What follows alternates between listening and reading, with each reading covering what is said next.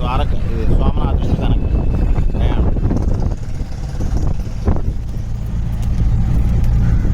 తిరుగు ప్రయాణం ముంబైకి. అంతా షిప్పులు తయారవుతున్నాయి.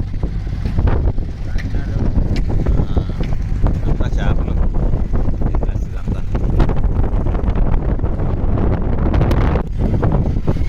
చాలా పెద్ద షిప్. పెద్దవి ఇవన్నీ అన్నీ పెద్దవే, మొత్తం చాలా పెద్దవి. దీంట్లో చేపలు పట్టుకుంటారు.